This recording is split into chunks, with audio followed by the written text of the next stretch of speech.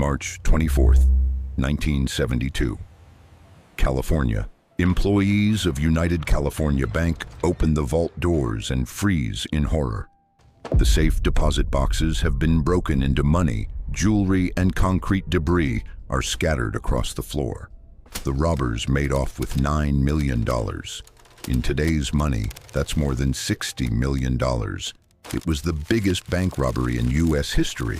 The criminals left no clues behind, no fingerprints, no witnesses. Newspapers screamed about the crime of the century. FBI agents privately called it perfect.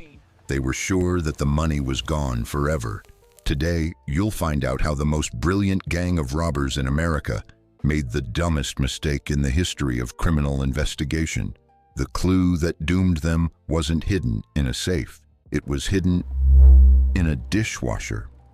To understand the magnitude of their mistake, you have to understand how good they were. This was not a gang of desperate amateurs. They were the elite. Their leader was Amil Dinsio, a professional burglar from Ohio. He despised violence and dirty work. For him, robbery was an art.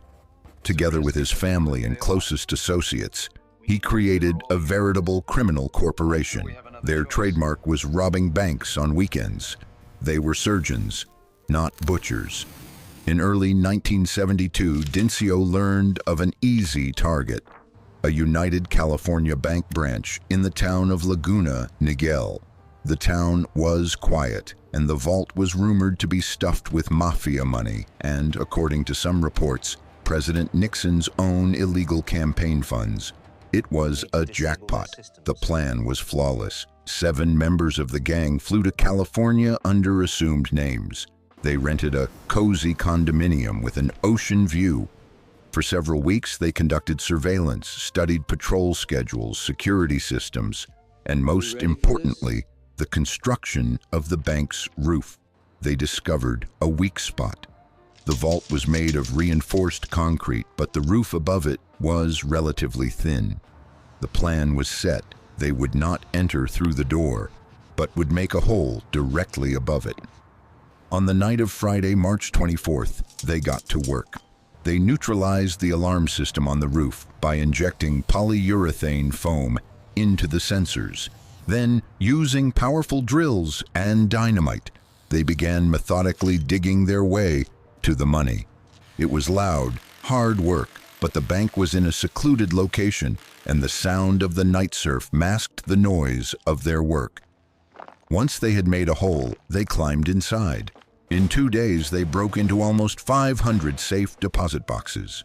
On Sunday evening, March the 26th, they disappeared as quietly as they had appeared, leaving behind only chaos and an empty vault. On Monday morning, dozens of FBI agents arrived at the scene of the crime. They were shocked. The robbers had left nothing behind. Absolutely nothing, no fingerprints. The tools had been polished to a shine, no shoe prints, no witnesses. For the FBI, it was a professional nightmare. They interviewed hundreds of people, checked the alibis of all known robbers in California, all to no avail. The style was unlike any of the local gangs. It seemed as if the gang had simply vanished into thin air. The head of the FBI, the legendary Edgar Hoover, was furious. President Nixon demanded results, but there were no results. A week passed, then a month. The case was at a complete standstill. The Ohio robbers returned home and began living the high life. They were confident they had pulled off the perfect crime. And they were right. Almost. The tiny detail they had overlooked was not at the scene of the crime. It was quietly waiting for them a few miles away, counting down the seconds to their downfall. The investigation in California had reached a dead end. The FBI had no leads. Then the agents changed tactics. If the robbers had no faces, perhaps they had a signature. They broke the crime down into key components, breaking in through the roof, using dynamite, working on weekends, and a perfect cleanup of evidence.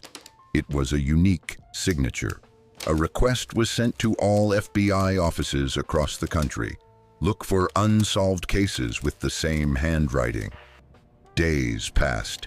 And then from Cleveland, Ohio, came a response that changed everything. A year earlier, an almost identical robbery had taken place there. It was like a rehearsal for the California performance.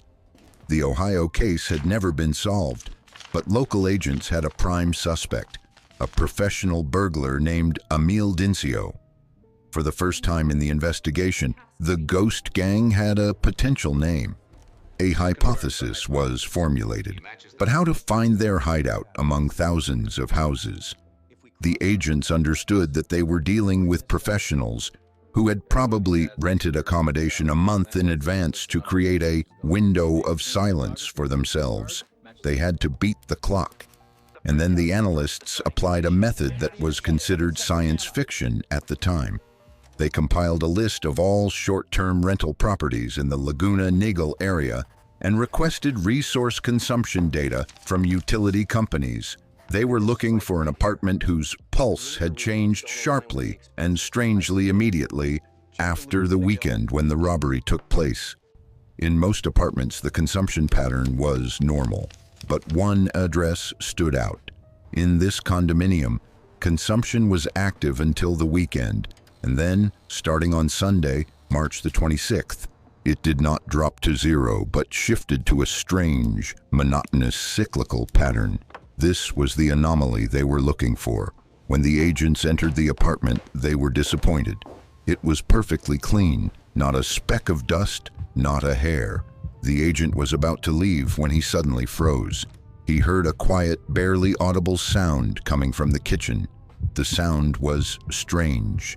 A short cycle of water filling, a barely audible hum, then a click and silence, and so on, over and over.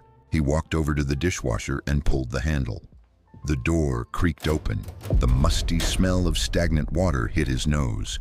Inside were the dishes from dinner.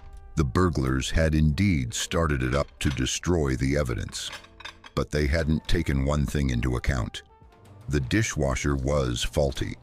Due to a malfunction in the timer, it couldn't complete a full wash cycle. It filled with water, ran for a short time, and then shut off, never reaching the main hot water phase. And after a few minutes, it would start this short, useless cycle all over again for weeks. This faulty appliance simply wasted water and electricity, but was unable to wash the dishes. And on these wet but still dirty dishes, the main prize awaited them. The fingerprints of Amil Dinsio's entire gang. That was the end. Forensic experts took dozens of perfect fingerprints from the dishes. They compared them to the database and got a 100% match. One by one, all the gang members were arrested in their fancy homes in Ohio. They were so shocked that they didn't even try to resist. They couldn't believe that their ingenious plan, worth $60 million, had been ruined by a random appliance malfunction. Amil Dinsio and his accomplices received long prison sentences. The FBI was never able to recover most of the stolen money. The story of the United California Bank robbery went down in the annals of criminology, not as the perfect crime, but as an example of how even the most carefully thought-out plans can be ruined by a single stupid detail. You can be a genius at hacking, but if your dishwasher decides to go on strike, be prepared for a visit from the FBI. What do you think about this story? Share your opinion in the comments. If you liked the story, subscribe to the channel so you don't miss the next investigation.